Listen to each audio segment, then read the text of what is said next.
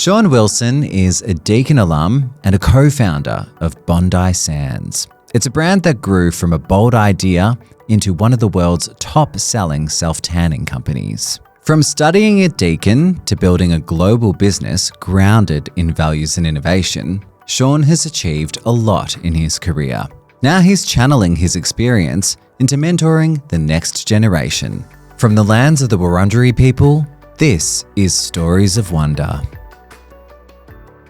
Shaun Wilson, welcome to Stories of Wonder. Great to be here, Tom. Fantastic. We're glad to have you. Now, you're a founder of a brand that's become a household name. Bondi Sands is one of the world's top self-tanning brands. It's done collabs with the AO, Coachella, Kylie Jenner. Did you always want to be an entrepreneur? Look, I think in my childhood, which I started living on a farm, would you believe it? But I did look at entrepreneurship at a very young age. And my dad, who was a former AFL footballer, then started farming, completely different career. He sort of taught me a bit about scaling, and at that time he was buying properties and having chicken farms and dairy farms. I was interested in it. I was interested in how do you grow a company, what does a product look like. So I was interested at a young age, and I think during my schooling years and through the corporate days, I was always interested in brand, product development, and looking at customer obstacles or issues and having a value proposition to solve that. And I was always engaged in that and found that very interesting. And yeah, I think that sort of thinking and curiosity over time led me to the Bondi Sands journey. Who'd your dad play for?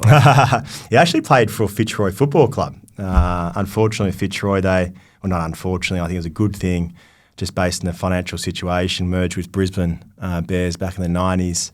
And but they've really carried on the history very well, and obviously been a very successful club over the last 25 years. But yeah, he was a Hall of Famer, a very good footballer, I've been told. I can't remember him. I was only 2 or 3 when he retired, so wow. I can't recall. But he told me he was very good. Yeah, we'll take his word for it. Yeah, and so he taught you. Did he teach you the basics of business through his workings, or? Yeah, I think Dad and Mum, both of them, very hardworking, very focused on their business and properties, and went into property development at the end as well. And definitely in that environment and culture, you learn a bit in the family dynamics, but also being surrounded by like-minded people throughout my journey at schooling, Deakin University, my corporate. I was always around people with a good, strong growth mindset. I think that's really important, and that really helped form probably some of my thinking over time as well.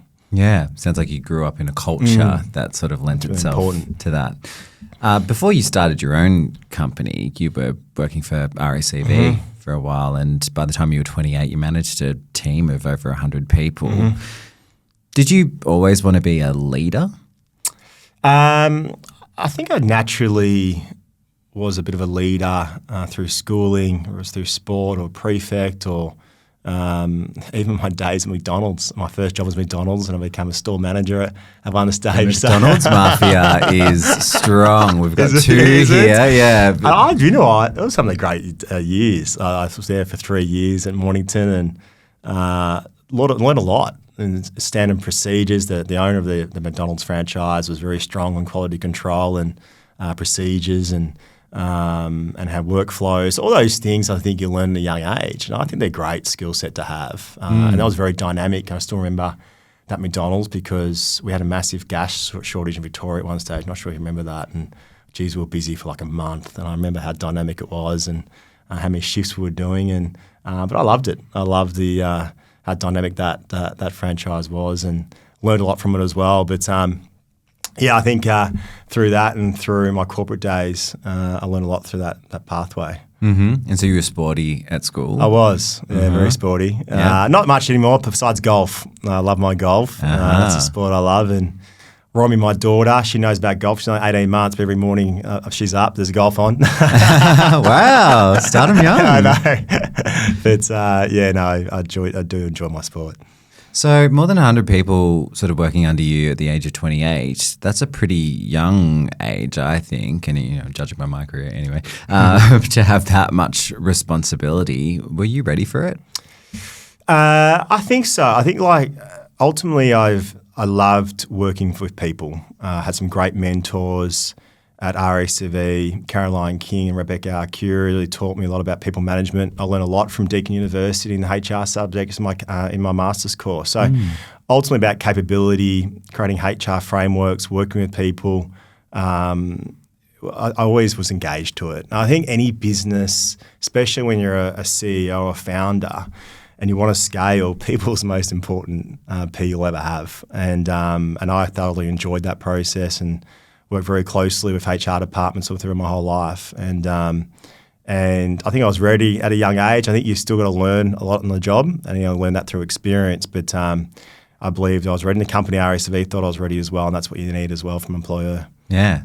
That's pretty good. They believed in you and they developed exactly. you. Yeah. You did end up going to Deakin University. You did a Masters of Business Sports Management. When in your career did you do that, and why did you make the decision to do a Masters? Yeah.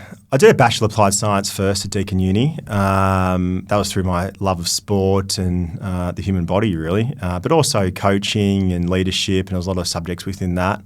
And that really followed my pathway through sports management initially, then through RACV and looking after leisure department, which was golf courses, gyms and day spas, and developing their own product in the golf membership, which was really exciting. I thought I lacked probably a little bit of the business fundamentals, even though I was learning a lot in the job. I thought, for me to come to a next step in leadership, there were certain subjects I really wanted to know better across those departments. That includes finance, marketing, HR, general capability. So I believe that was a really important next step for me, and my workplace was really supportive of that. And yes, I did night school at uni at Deakin for 4 years it took, and and I was travelling a fair bit and working at night, but I really enjoyed it. I actually enjoyed postgrad so much in terms of that experience, and it was really practical for me and using those skills. Maybe I was probably a little bit young in certain areas, but I also had great colleagues with me at Deakin Uni who have had some great jobs as well. I remember a lot through Coca-Cola, Telstra, and you learned a lot through them, which was fantastic. So, it was really important for me to do that course, and it really developed me as a leader and as a manager as well over those years. Give us a little bit more on the skills that you used in the course that you still use today. Mm-hmm. There's many things from a theory point of view I still use today, from management techniques to marketing principles to even strategic focus. I remember one subject and we were looking at consumables, and it was really about focus on the core of your business and how we actually bridge that from a book called Jim Collins, From Good to Great, which they touched on during the course. And I actually read that book in my out of time, and I do follow some of those principles. Mm-hmm. And what that principle is really, what can you be the best at in your business, and what does that look like? And you got to identify that. And I think in Bondi, we identified self-tanning quite early, that we could disrupt that category. More importantly, though, are you and your people who you employ really passionate by that? So is that culture of passion, obsession throughout the business, which is vital? And from a financial point of view, does it drive your economic engine? Does it give you profit? More importantly, when you're making these decisions to continue to grow the company. And I think those sort of theories I look at not just in a macro point of view, but at a department level. So when I look at marketing through Bondi, we've said, okay, what can we be the best at marketing? Not let's just pick 10 marketing principles and say we'll be okay at them. Where can we put our capital? Where can we put our time to be really strong globally? And for us, that was social media. And it was launched in 2012. And for us, in Instagram and Facebook were coming on, and our brand was sort of forming with those years. So we really focused on this content strategy, creating this online cult-like following, and then this influencer strategy for content creation. And how do we actually talk about the brand through these channels? So if we use that concept, okay, we can be the best at that. So let's really invest heavily in that and create capability around it. And even from a finance department point of view, what can we be the best in that? So what does it look like for us in terms of software? And I said to my finance manager very early on at Bondi, and I came from a big company, we used SAP, nothing against SAP, but it's a massive system. What I didn't like about these big systems was visibility quickly. And I said, how about as an agile company, which is a principle of our company, agile and speed, is how can we get real-time data in terms of sales across the world next day. So that was his brief, and he did that. So I had software I could see sales data quickly. And even when we sold our company at the end, our acquirer, multinational, said, this is incredible that you can see this in terms of this visibility. So I think if you take that principle and put it across many departments is really what you can win at. That really sets you apart in every department. And really at a macro level, what's your culture to support that? So that's just one principle I use from Deakin Uni and how I put that into a practical place. But there's many of them that I've used throughout my time, and from performance planning to budgeting to strategic planning, all these things come to my mind and how I actually implement them through the Bondi Sands pathway. Yeah. That's really cool to hear that there's some, as you say, practical influence from Absolutely. that course. And it sounds like a great way to, instill focus Exactly. into the business, into the category, into every department. Exactly, Dom. Were there any placements or experiences that you had during the course that helped set you up for what real life is like in business? I think ultimately some of the projects or mini thesis we did in that time was a practical standpoint. And I think when I look at one of the projects we did was on consumables, and I used that principle of that project to look at the category of self-tanning for Bondi. So that really allowed us to look at it both an analytical point of view, but also the brand point of view. So I used that project, which was on a wine company, but I put it across to more self-tanning. And I used the same sort of thinking and format to create what I saw like a shorthand business plan, which I did do before we launched it. But it really helped me and my business partner at the time to really think through it and how we're actually going to navigate launching the brand and how we're going to be disruptive, but also ensure we've got this customer value proposition that makes sense to our customers here in Australia, but ideally overseas as well. So it was like a project that you did during the course that you could directly sort of take the template off in the framework and apply. Yeah. That's good. Yeah. So what percentage does Deakin get in Bondi Sands? I don't think that check's cleared yet. I got some royalties to give to them. Yeah. That's really cool though. That's really good to hear. And I guess how did, you've talked about it a bit then, but more broadly, how did the course set you up from, say, before you started your master's at Deakin? You had some experience, you were growing as a leader, but, doing it, what did it give you that you didn't have before to be able to start your own business at that level? Yeah, I think really giving me frameworks was really important. But also the culture of learning and curiosity is just really key. And we were big supporters of that at Bondi.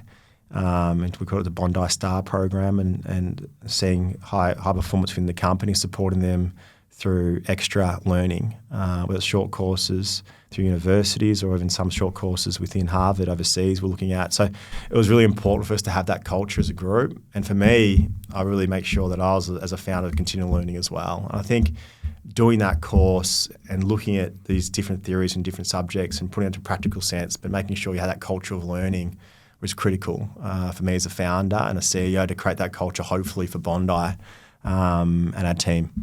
Do you think it's a good course for other people who see themselves, starting their own company or being in a leadership position like a CEO or executive level to do?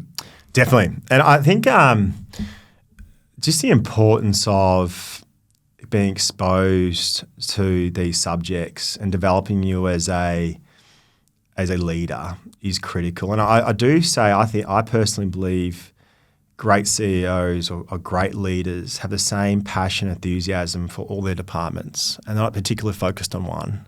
Some people would disagree with me on that, but I like to think if you're going to be an all-rounded leader, you're going to be just as obsessed with the finance department to HR to marketing to sales department to customer service. And you should be. It all plays an equal part to creating a beautiful business and a beautiful brand.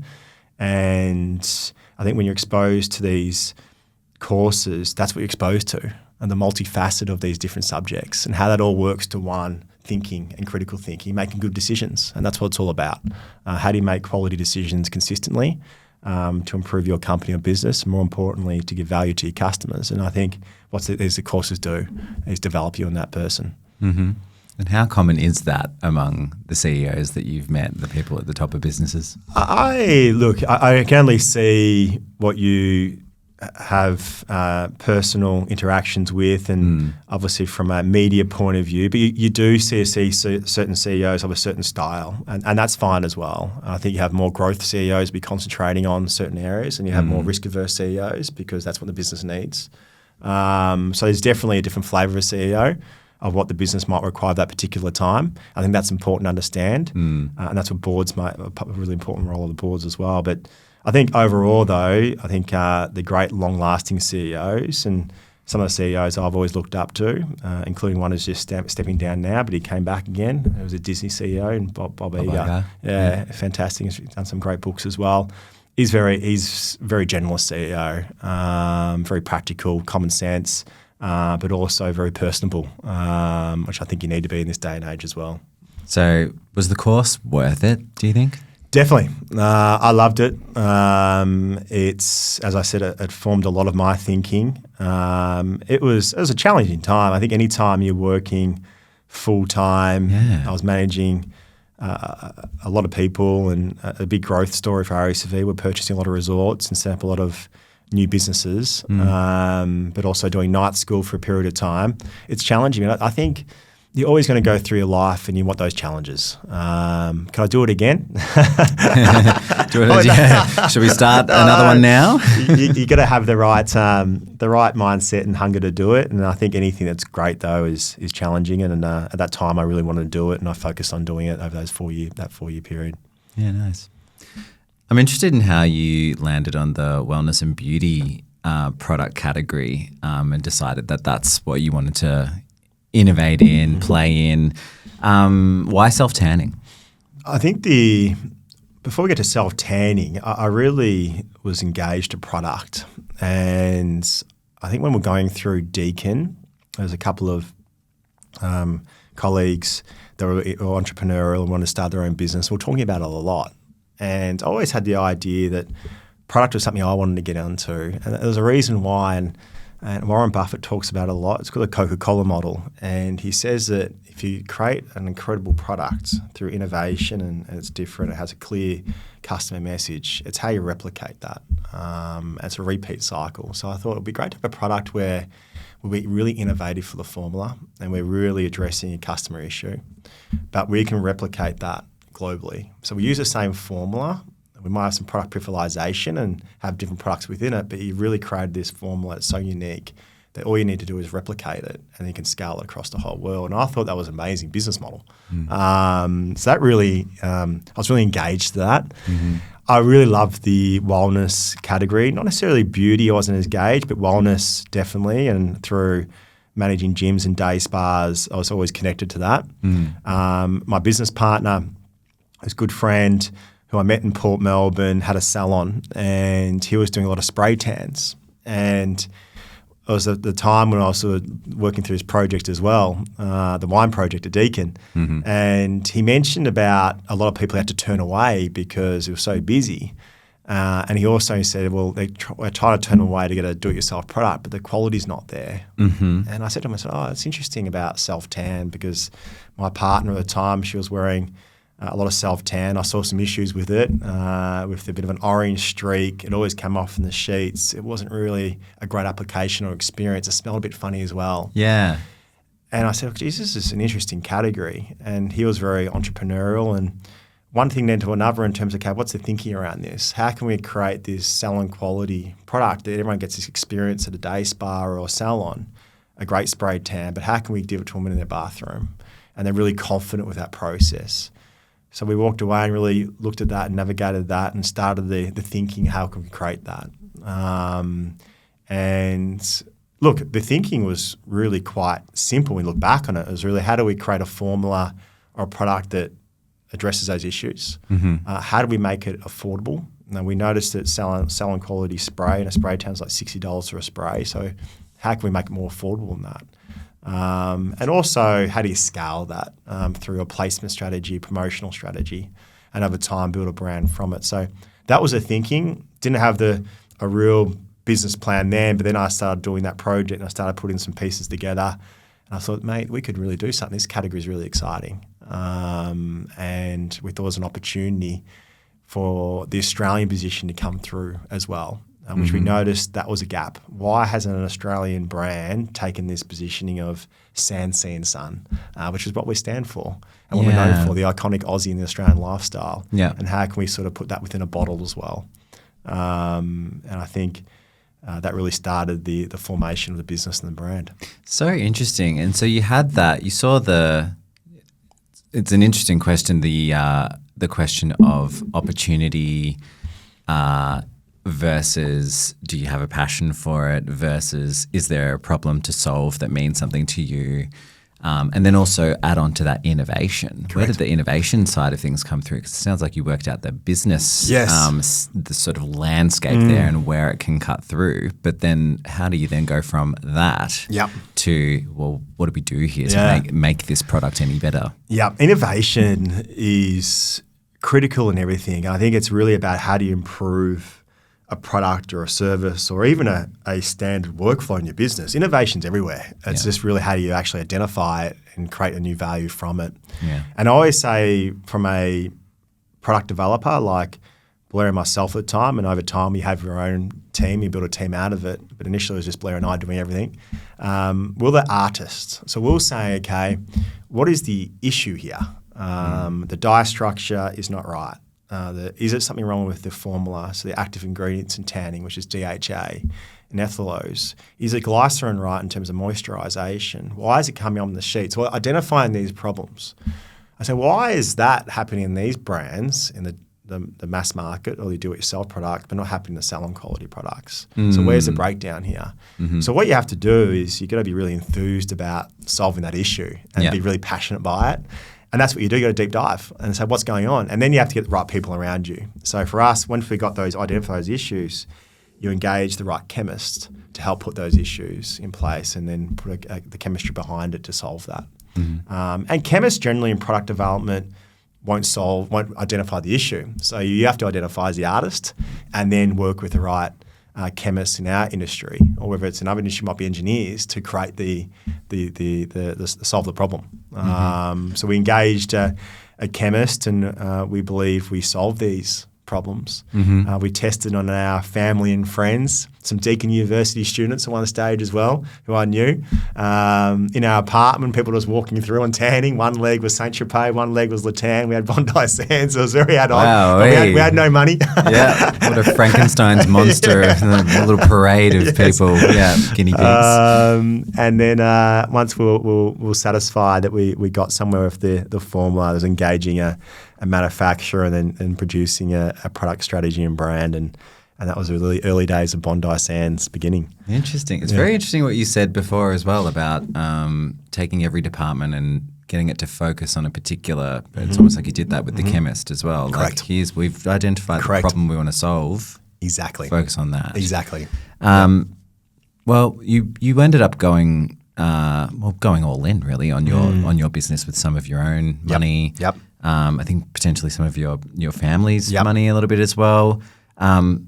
I guess what made you back yourself? I did have an internal confidence that this was right. There's a feeling. And people ask me this question. I sometimes think it's good not to understand industry that well when you go into a new one. You're not as fearful. Now, if I knew what I know now about beauty, retailing, the challenges of everything, you sort of hesitate in doing things. It's harder to move, yes. right? And I think Blair and I not being in the industry, entering it and had to learn very quickly about manufacturing, chemistry, retail, planograms, TPRs, all these terms, we didn't even know what they were. But we had to learn it pretty quick to make good decisions and getting the right people around us in those early days to help navigate that as well. I think that was a really important part of us forming the brand. And I think overall, though, I had confidence in the product strategy. I had confidence in the category, but also loved it. I was really passionate and I just loved what I was doing. And all I wanted to do in those early days And Caroline King, my boss at RSV, I think she knew I just wanted to finish work and go back and do Bondi. Well, I was going to say, you were working full time during this. And I was balancing that out.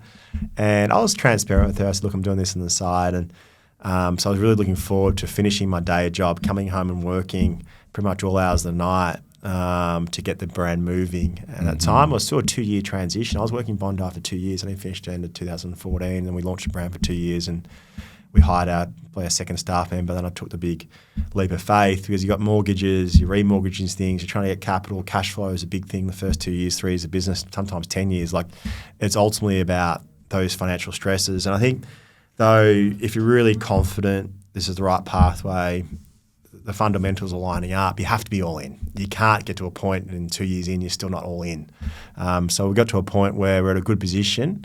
And I really make sure that now we had to be all in completely financially and our work time as well. And just to break it down a little bit,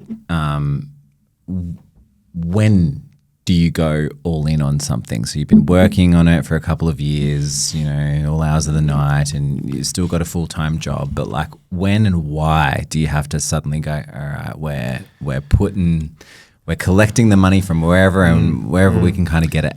I get asked this question a bit actually from entrepreneurs and founders still now, when's the right time to transition from a day job and making this a full-time commitment.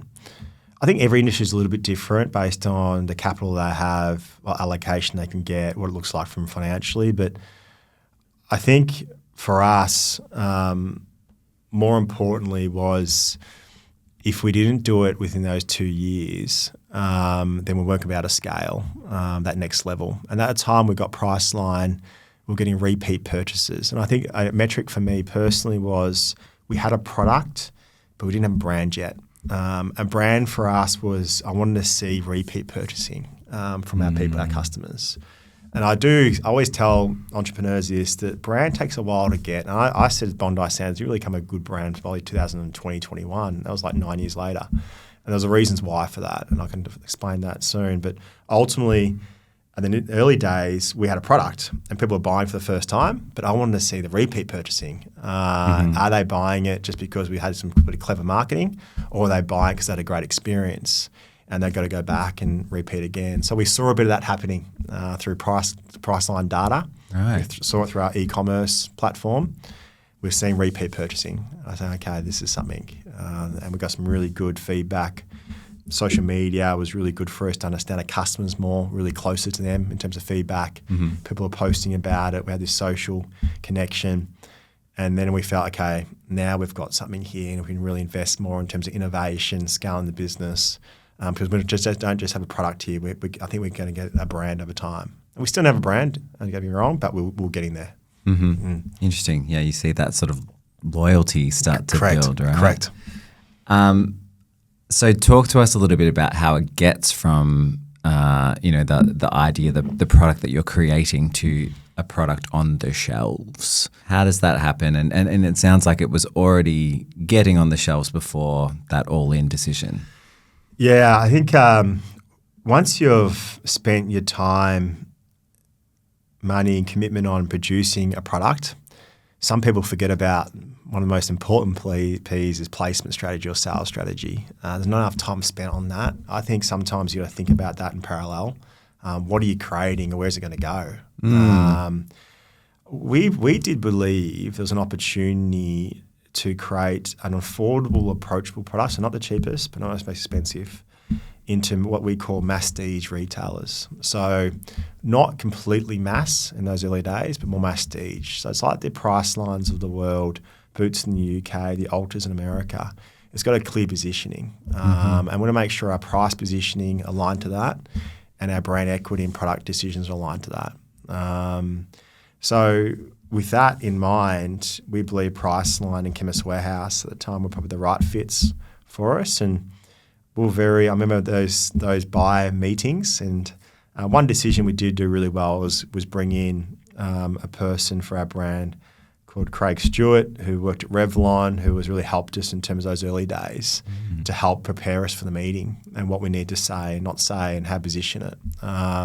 Still though, it was quite a nervous time for us selling in your brand, and we got some incredible feedback from Priceline about them. So just seeing the opportunity. They loved the packaging. It was a little bit different. Loved the name. And they were really engaged.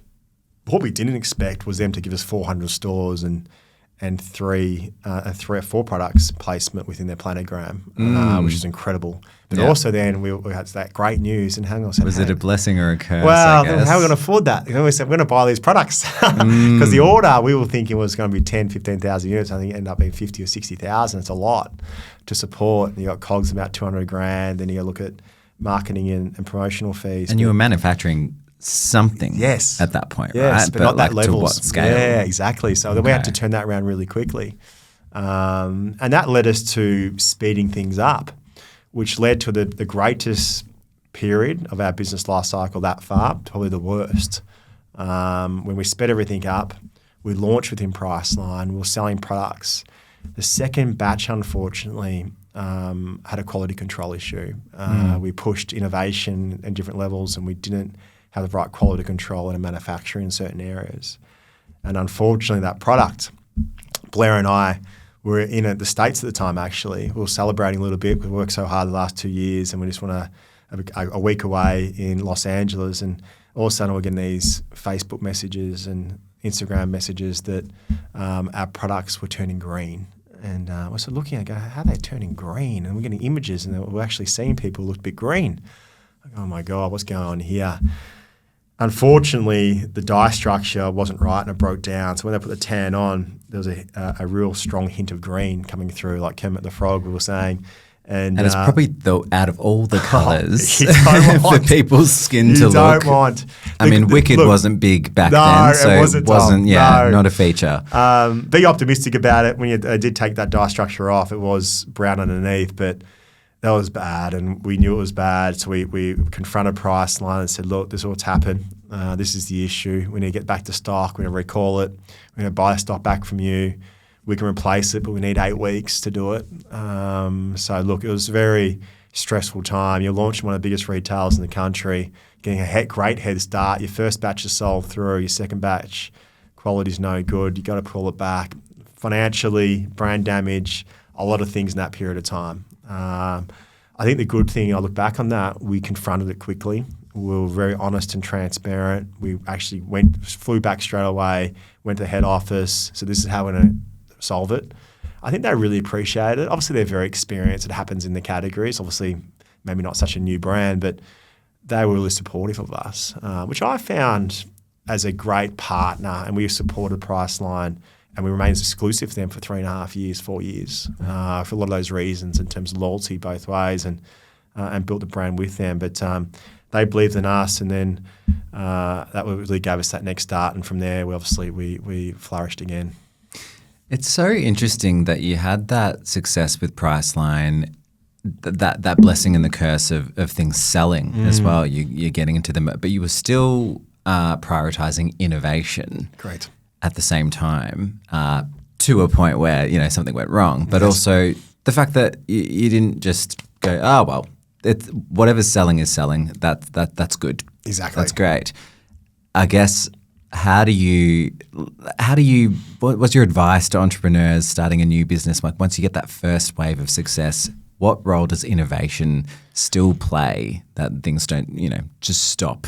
Innovation moving? Is everything, and not just in product development, across your whole business. And I think we always had a principle in our leadership team that we came to work thinking about how can we improve it. Was really important. In our weekly leadership meetings, it was really important for us to have those ideas brought to the table across all our departments.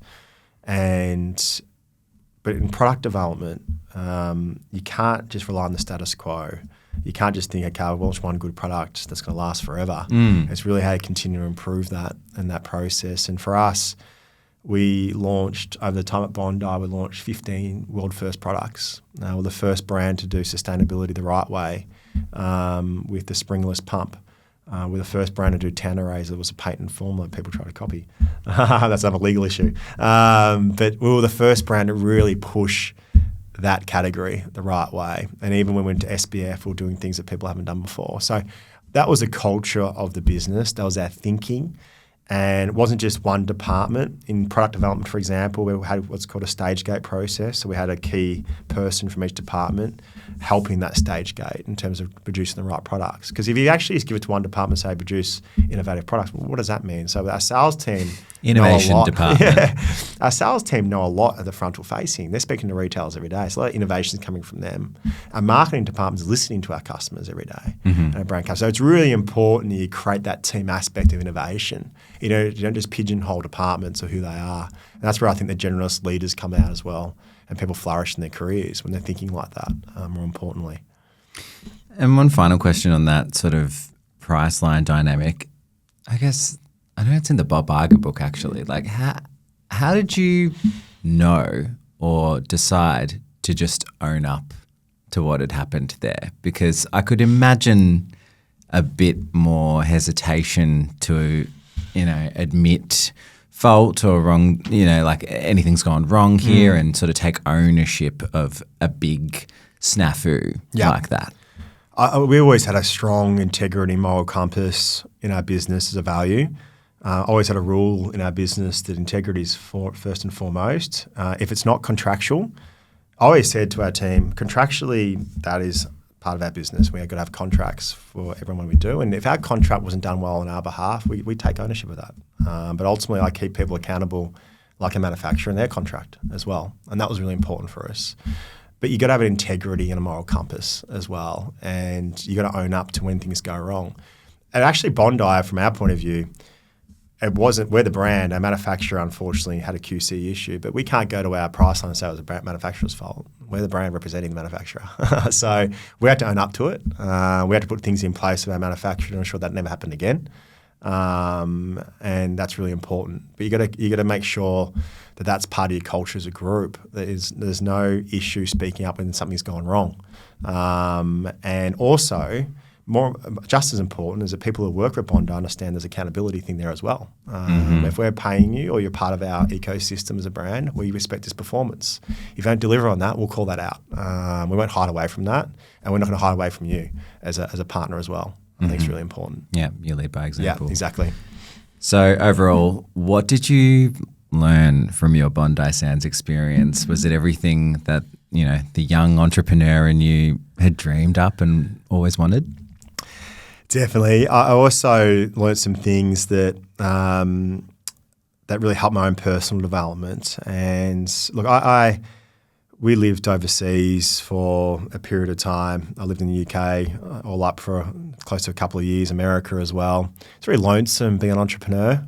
You're in your thinking a lot, not just living in hotels and from country to country, which I know sounds fantastic, but you've got your own thoughts a lot. And you're thinking about, okay, how do I continue to produce the brand we want? And when you're an entrepreneur, you get this mindset of it's not winning, it's okay, how can we be the best we can be? And when you still got that mindset and you deliver that through your leadership team, I was just blessed at Bondi Sands, and I've said this multiple times. One thing I did really well at Bondi Sands, if I look at myself as a leader, I hired just incredible people. And our leadership team, who started as a financial manager, came our CFO. Our brand manager came our CMO. My HR manager came our CPO. They grew with us 10 years. And they're incredible people. They came to my wedding. They're a close part of my life. And we just formed the most beautiful culture to produce this brand. And I learned a lot about people over that time and how important those connections are. And not just internally, but also the partners you'll have. Whether it's in retail partners in terms of our relationships with Boots and Superdrug in the UK, or Douglas across Europe, or Ulta or Walmart or Walgreens in America. You meet some incredible people across, and you learn from them as well. And they've got a shared commitment of being the best they can be for their retail group or for their customers. But you've got a shared vision. You've got a shared vision and creating value. And I think we had a great message at Bondi that we'll be delivering this incredible tan the safe way. We're real mindful of skin health as a business, especially the damages that slams are doing in Australia, which were banned in 2013-14 across Australia. The damages that sun does do over time, and how do you actually tan the safe way? And then how does that make sense to our brand of SPF and skincare over time? So we had a really strong message with our retail partners. We thought this was a really good category to start promoting and getting behind. And it was wonderful to create those shared business plans and thinking with so many great people across those countries. Last year, you won an Alumni Excellence Award from Deakin University for leadership and ethical approach to business. I guess, what makes a good leader? I've mentioned a few points around that. I definitely believe transparency is really important. Clarity of thinking and strategic focus from a business sense is vital, and personal connection. I think great leaders definitely show some vulnerability. They're transparent, but also they create personal connection. They're curious. Some of the best leaders I've ever had, they're just curious of you in the person, not just your professional development, but your personal side as well. I think that's really important. I know people say, oh, leaders can be careful in terms of that mix. I disagree. I think as a leader, if you don't care for your employee or your customers or colleagues or cross partners, and not just professionally and personally, I don't think you're being more authentic yourself as a leader. Mm-hmm. I think we had some great leaders showing those skill sets across Bondi, and it was demonstrated in our retention. Like, I think you can say you're got a strong culture, but really I look at it from a retention point of view. And we had a retention like 85, 90%. And even over COVID, which had a lot of shifts and changes across those times, we had such a strong retention rate across our business. And I still look at it now, looking back on it. We launched a product, the Express product at Coachella, world first product, amazing event. We had 55 staff come into our office in Port Melbourne, because we launched in America, at 11 o'clock at night to watch it. Like, that's a culture. Who care. They want to see it. So that's what I think good leaders do. They don't just look at the transactional side of the P&L, which ultimately is important in terms of achieving results and having the financial profitability to continue to grow. But you're looking at all these different metrics in your company, because I'm telling you, those inputs over time will create the outputs that you want as a business. And I think great leaders really understand those inputs better than anyone. And they know that long term, they're creating the right value, and those outputs will happen. And that could be innovation, new products, more profit, more revenue. But if you just focus on that and not really focus on this, you're not going to get there. I think great leaders understand that. Yeah, really good point. You invest in them, and they invest in you and your business. Some of the other values that I think have driven you, and you mentioned it a little bit earlier, is one of them is sustainability, as well as Australian manufacturing being, something that you prioritised. Talk a little bit about how those played a role in how you innovated at Bondi. Yeah, hugely important for us. Even in the early days, Blair and I are looking at manufacturing, not just being Australian made, but also looking at our supply chain. It's great being Australian made, but also you can be mindful of, when you've got a supply chain that's quite complex, where your ingredients coming from. So how do we improve that? How do we get more local resources for that? How do we reduce our carbon footprint in terms of sea freight and air freight? So it's thinking through that in your business a bit more. I think sometimes you might have the more aesthetic sustainability. People say, I'm this and that, but you look behind the cracks and go, well, are you really doing that? And what are your business around it? So we had a real focus on that. And even throughout innovation is really about how we can be 100% recyclable as our products. And I think the biggest sticky point we had was our foaming pumps. We always had a spring, and we're looking for innovation across the world. And unfortunately, we didn't have it in Australia. The engineer wasn't here; it was in Germany.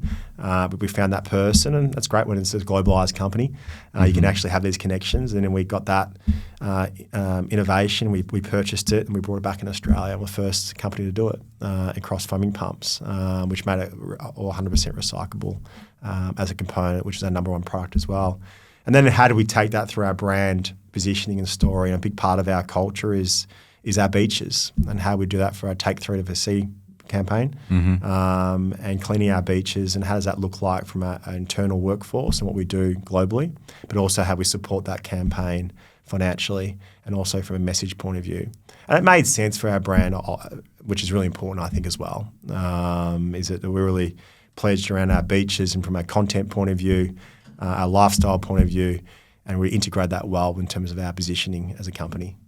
Sounds like you used every lever possible, from innovation to using the values of the company.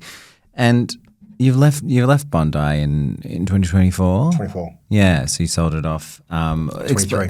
23. Yeah. Explain why and how that came about. Sure. Bondi, and I've been public with this now, and I can be, we had interest in that company from the early days. And we were growing very quickly and came in on one self-tanning brand in Australia within 3 years, UK within 2 years when we launched there, in America eventually, so number one in the world in terms of Nielsen data. So we came number one by 2019, but even in 2017, we had offers, the company, and they were really strong offers. And anything, you obviously look at it and go, well, hang on, that looks pretty good. I never thought I would have got offered that much. But we weren't ready, and we had so much we wanted to achieve as a business. We wanted new categories to launch. We wanted to decentralize our business out a little bit more in the country markets. We had some ideas around how we actually have more of a centralized HQ in terms of innovation, decentralized marketing and sales in country. So there was things we just wanted to achieve from product through strategy, through people. But we had so many offers coming through from everywhere, right and centre. And can I just ask, for the average person, I'm sure seeing an offer figure come through. Yeah, so this is... How do you work out not right now and know the risk that could be smaller next time, that could, depending on what you do? And what does that say about, whether you know that you're a true entrepreneur or not, that you still got things you want to do?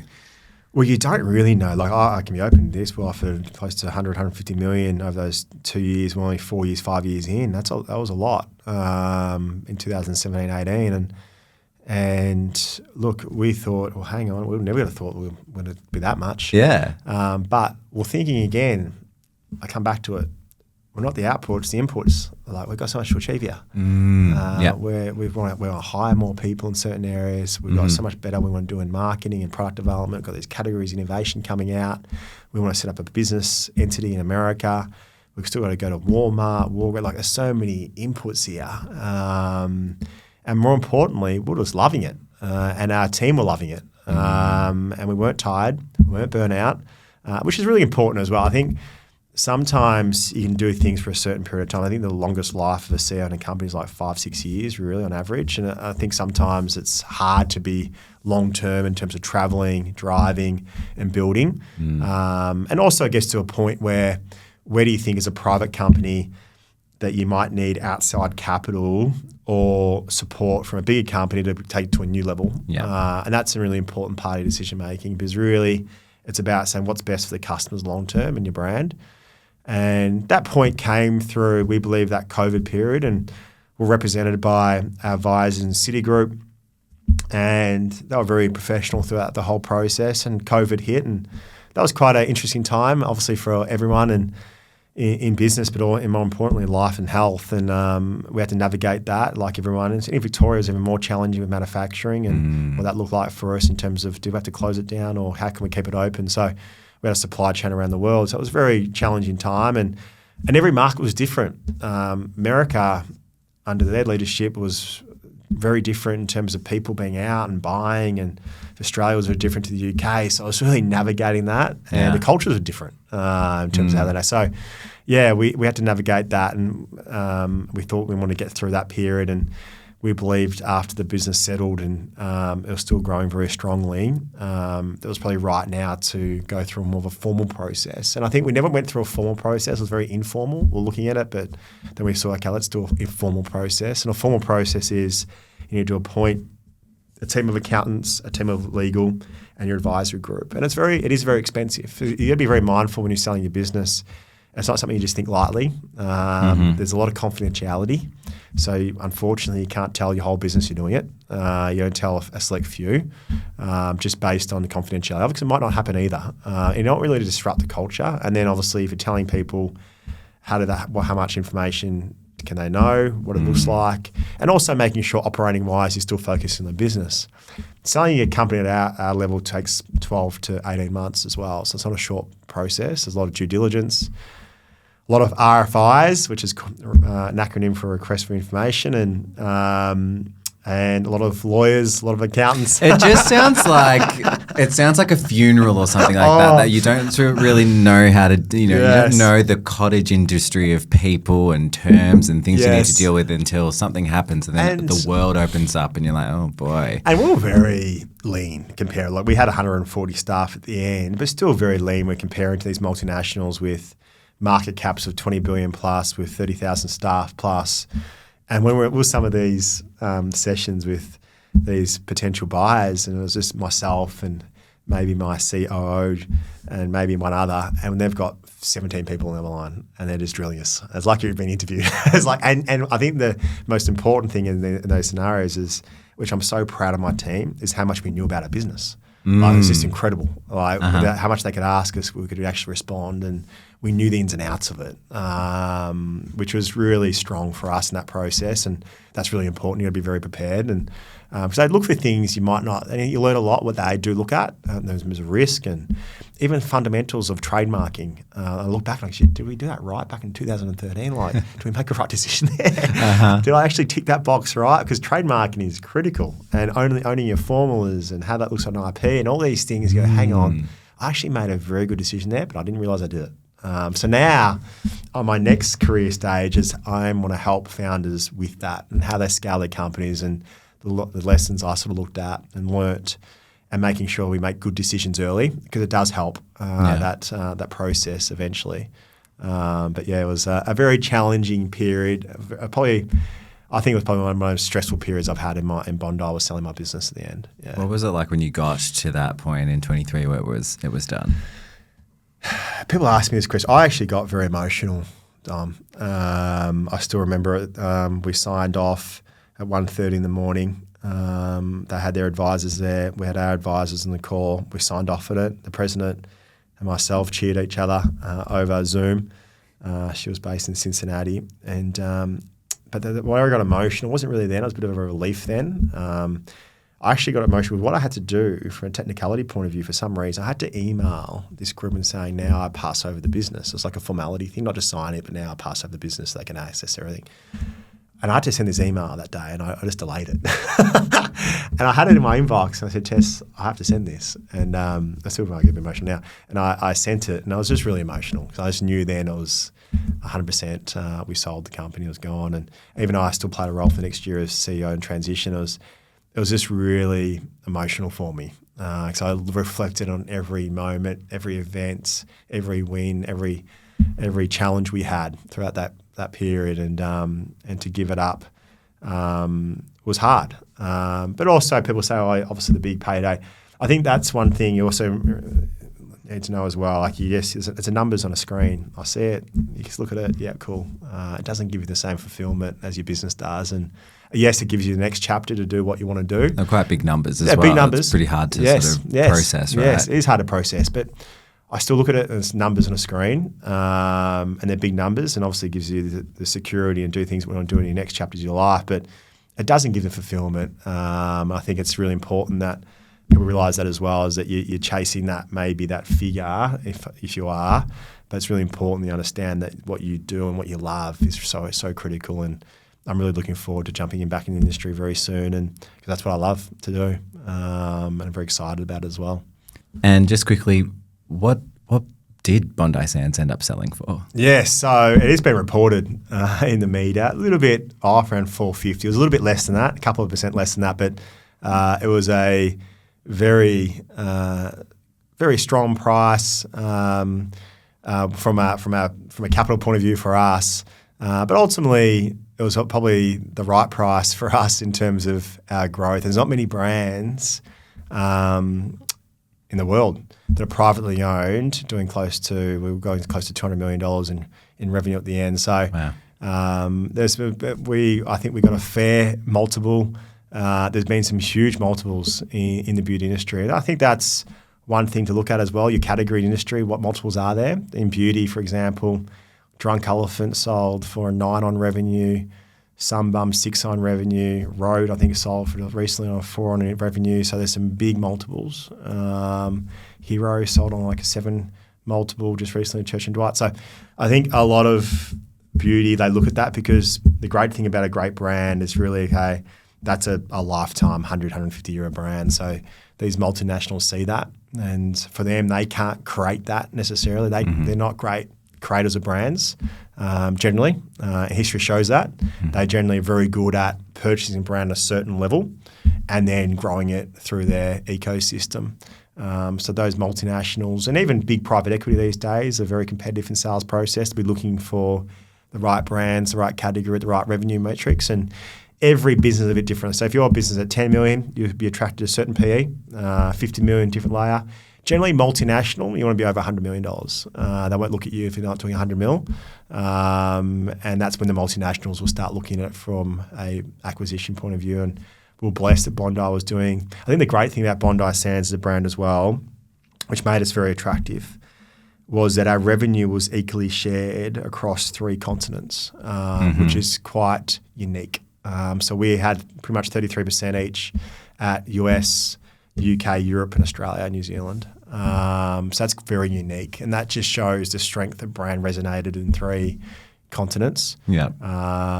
And that definitely has that differentiation in terms of the buyer space as well. Yeah, that is such an amazing achievement. And it's amazing that you were able to build something and build it and grow it to that point, up to that point, exactly, without getting acquired or snapped up or, I don't know, competed with off the landscape. No, and I reminded all of our staff throughout that journey when we sold of that point. There's not many. Obviously, some great stories with ASOP recently in Australia, but it was pretty much owned by private equity, so a little bit different. You know, if Swiss was privately held, which was a great story as well, but not many brands. You're looking at 3 or 4 ever in the history of the country. So I said to our team that you remember that. That's what you've done. And I see those people who are now staying on in certain senior positions within our new owner, but also they've moved away now and created these senior leadership roles and CEOs or leaders of other brands, which is incredible. Or some of them have created their own brands as well, which is fantastic to see. So it's great to see that they've developed and they're doing so many great things in the business as well. Well, let's talk about that next chapter. So firstly, bit of family time, I'm assuming, after this? Yes. Was it the first time in a while that you got to sort of think about your life outside of work? And that was great. As I said, I travelled on average 6 months of the year, lived overseas a lot. To be present, to have spent time with my daughter, my wife.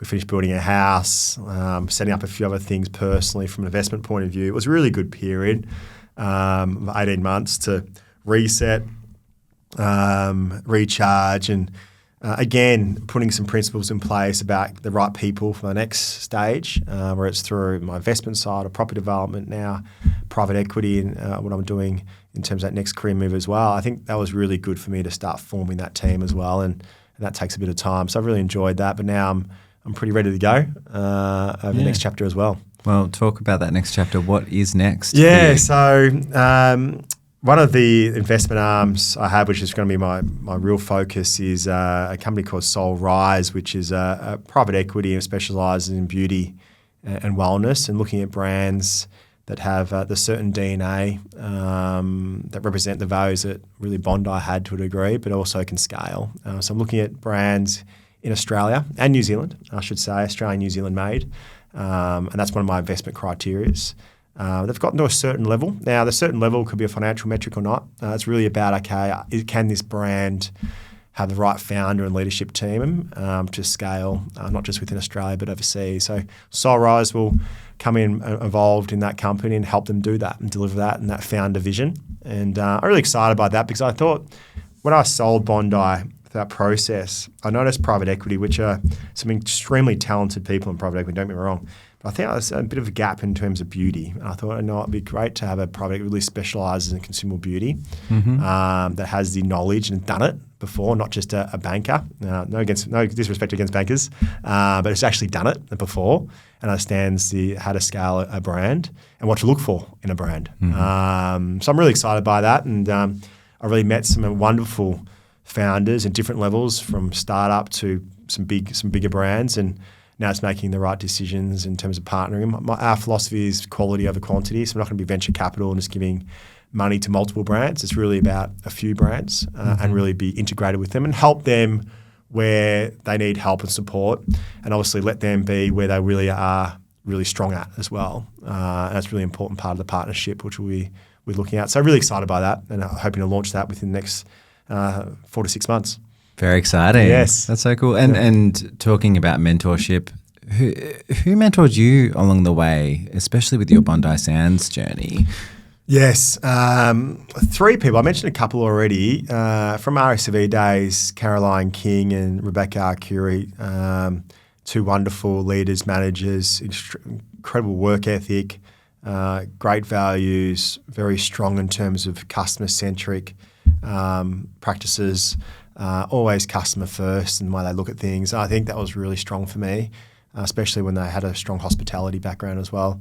And then for Bondi, it was Craig Stewart who really helped form me in terms of that new category in industry. And he was great. For the first few years, I'd rig Craig up at 11 o'clock at night or 12. He'd answer it. I don't know why he did, but he did. Wow. And we spoke and he gave me feedback, and he was such a great person to have.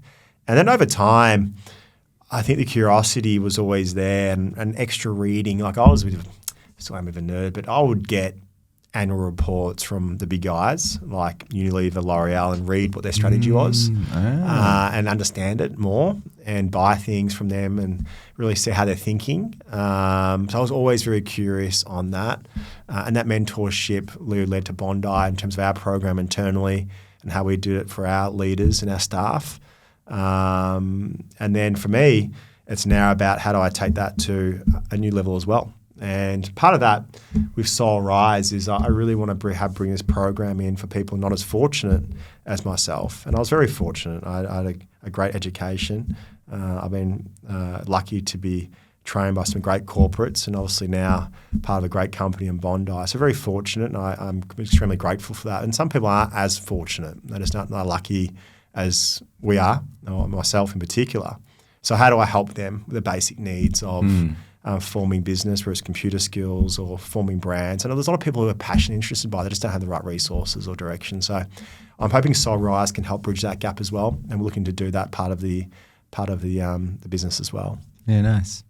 And finally, what about for you? Is there another Bondi Sands like thing that you want to do in your life from a product and brand perspective, or is it all mostly about helping others achieve something for them? So yeah, it's a good question, Dom.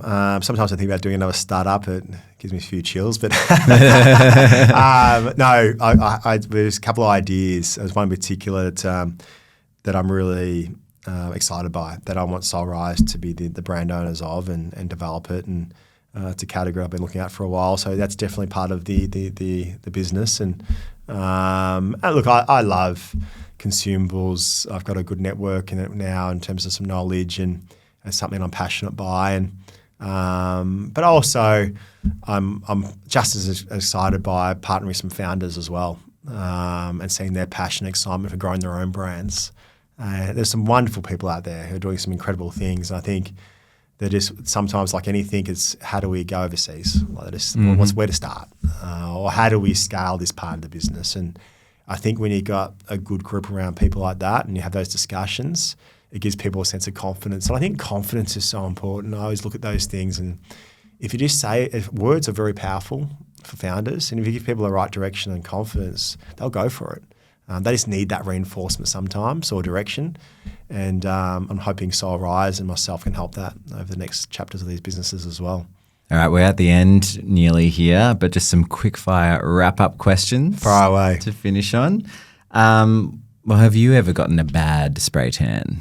I have, and I Was it for research or was it? No, I love the spray tan, and I did get a few bad ones. People laugh at me because I'm actually very pasty, and I used to get spray tans a lot. And I was really good skin tone for that light medium product, and but I have had some bad ones, some bad experiences, and not through Bondi. No, of course not. Cannot stress that enough. But no, I think it's very important as a product owner, founder. I know it's a given, but you got to understand your product. And you got to use it. And Blair and I, even to the end, we would be completely across the product in terms of exactly. We put on paper towel, we put on different skins. We get our staff to come in through the smell, the formula direction. We knew it from a percentage level, and that was really every product we did, and that was really important for us as product owners. Yeah, all across it. Did you ever get to meet Kylie Jenner when you did the collab with her? Met Chris. So not Kylie. Okay. Met Chris. She was the business representation and still is to a degree, I think. The manager. Yeah, but she was very impressive, very professional, very impressive, and. But I never met Kylie, but she did a wonderful post for us, and it went quite viral for us, not just within socials, but in third-party publications as well. But that was a really good experience working with her and the management, and it was very seamless. I think now it might be a little bit different in terms of how many brands they've created and what that looks like in terms of ambassador role. But that time in 2018, she was quite a strong ambassador, but only for products she liked, and that was really important for us as well in terms of credibility and trust for our customers. And we're not just giving it to anyone in terms of posting about it. People who genuinely love our brand. And she used our brand before we actually approached her. Wow, she used it through, I don't know, I can't remember call this, I might get this wrong. It's either Kendall have used it or one of her friends, I can't remember her name, but it was a good friend of who's also a social media girl, but introduced Kylie to the product. And that sort of led the relationship, and the commercial side of it was quite seamless because she's used it before and she loved it. Yeah. What a huge endorsement. Yeah. And finally, why Bondi Sands and not like St Kilda Beach Sands or something? Good question, Tom. It's all about brand and marketing, isn't it? And when you asked that question, we couldn't call it Port Melbourne or St Kilda Tan. It does have the same ring to it, does it? But from international branding, marketing, Bondi Sands, the iconic Australian lifestyle, the beach positioning, we thought it was the right name for us to define the brand. And no, it's obviously it's got a special place in our heart. And we even though we didn't have an office there, we spent a lot of our year planning, strategic plans, vacations there with the team. We had a lot of personal development there at Bondi, and a lot of the time our employees from overseas, when they came, we actually did our business planning and team bonding in Bondi, which is obviously the iconic part of our brand. Yes, immerse them. Yes, exactly. Yeah, induct them. Yes. Yeah. Well, Shaun Wilson, thanks so much for chatting to us on Stories of Wonder. Pleasure. Thank you, Dom. That's it for this episode of Stories of Wonder. If you enjoyed it, you can like and subscribe. You can also join the conversation by leaving a comment below. You can learn more about this story through the links in the description. And for more conversations like this, check out the full series on YouTube or on your favorite podcasting platform. See you next time.